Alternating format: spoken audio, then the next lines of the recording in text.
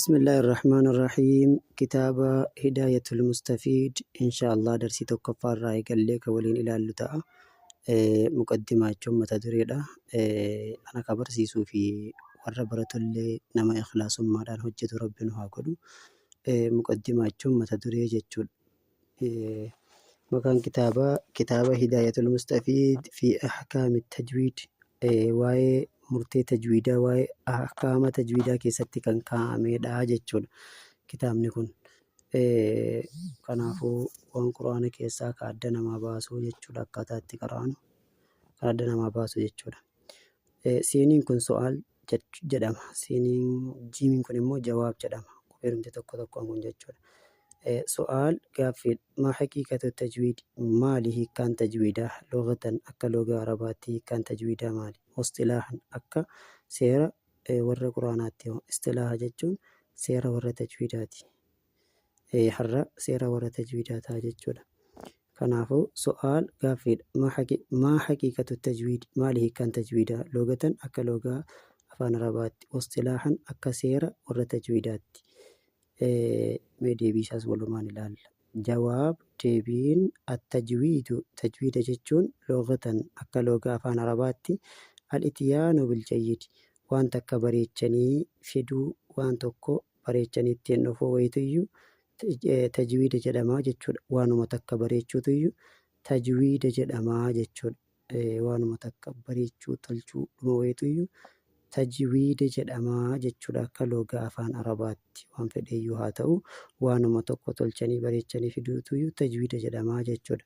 Wastilaahan akka seera warra tajwiidaatti immoo akka seera warra quraanaatti immoo tajwiida jechuun ilmu yu'rafu bihi, ilmuun beekumsa yu'rafu bihi isaan beekamu, beekumsa isaan beekamutu tajwiida jedhama. Maaltu beekumsa isaan beekamutu tajwiida jedhama? Maaltu kan isaan beekamu?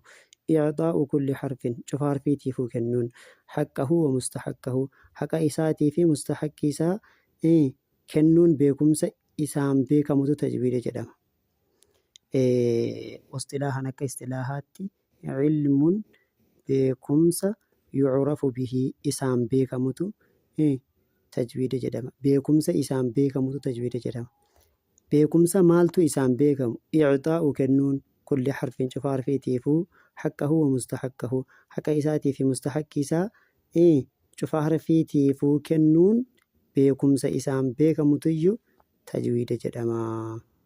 Min sifaati, sifoowwan irraa, wal muduudi, maddeewwan irraa, wagayri dhaalika waan sana malee jiru irraallee beekumsa cufa harfiitiifuu haqa isaatii fi mustahaqqi isaa kennuun isaan beekamutuyyuu tajwiida jedhama.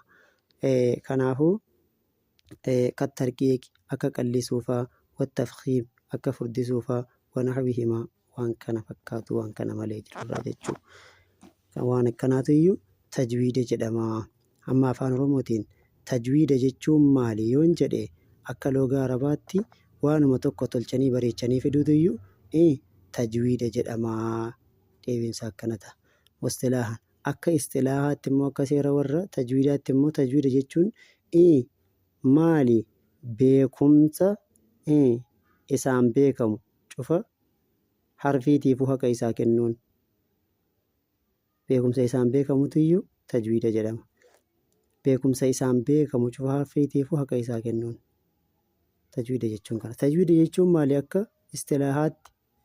Beekumsa cufa harfiitiifuu haqa isaa kennuun isaan beekamutuyyuu tajwiida jedhama. Irran deebi'a. Akka istilaahaatti tajwiida jechuun beekumsa cufa harfiitiifuu haqaa fi mustahaqqii isaa kennuun isaan beekamutu tajwiida jedhama. Darsii biraatiin darsii lammaffaadhaan kan walitti deebinu ta'a. Ammaaf waa xiqqoo nama dhibuu danda'a jalqaba waan ta'eef, garuu hedduu nama hin dhibu.